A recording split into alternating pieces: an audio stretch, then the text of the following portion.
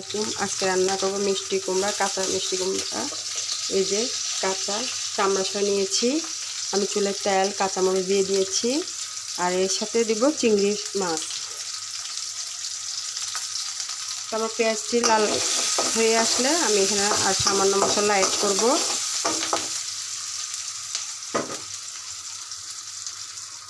বন্ধুরা, এখন আমি চিংড়ি মাছটা দিয়ে দিব একটু লাল লাল করে ভাজা নেওয়ার জন্য।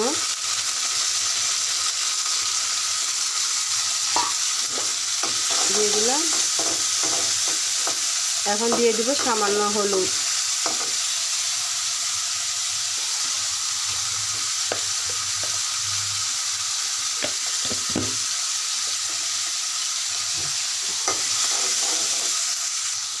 দিয়ে দিব 1 চামচ লবণ।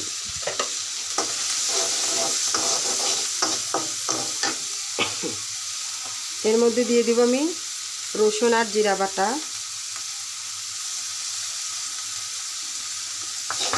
এগুলো এখন ভালো করে আমি কষিয়ে নেব। বন্ধুরা, আমি একটু মোটা মোটা করে কেটে নিয়েছি, কারণ কচি মিষ্টি কুমড়া, কারণ বেশি চিকন করলে এটা গলে যাবে।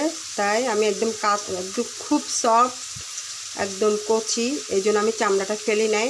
চামড়াটা আমি একসাথে নিয়ে ফেলেছি। এখন আমি এর মধ্যে দিয়ে দিচ্ছি।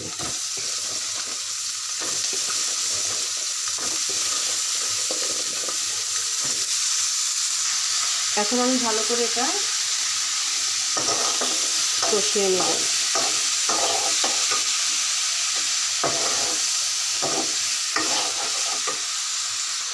বন্ধুরা, আমি এখানে সামান্য আদা অ্যাড করব।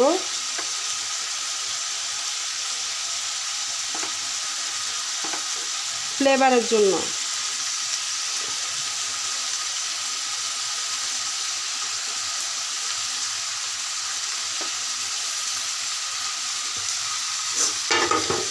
আমি চুলা কমিয়ে রাখিনি, কারণ চুলা কমিয়ে রাখলে মিষ্টি কুমড়াটা একদম গলে যাবে। দেখুন, মাশাআল্লাহ, একদম ঝরঝরা রয়েছে। আমার ভাজিটি হয়ে গিয়েছে, এখন আমি নামিয়ে নেব। বন্ধুরা, সবুজ, ইয়েলো, গ্রিন ইয়েলো দিয়ে আমার মিষ্টি কুমড়া ভাজিটি দেখেন কেমন হয়েছে। যদি আমার ভাজিটি ভালো লেগে থাকে, আমার পাশে থাকবেন, ভালোবাসা দিবেন। আমিও আপনাদেরকে ভালোবাসা দেব। আমরা একে অন্যের জন্য কাজ করব, সুন্দর কাজ করব, কারো মনে কষ্ট দিব না, এটাই আমাদের চাওয়া। তাই সবাই বাসায় ভালো থাকবেন, সুস্থ থাকবেন, নিরাপদে থাকবেন। আল্লাহ হাফেজ।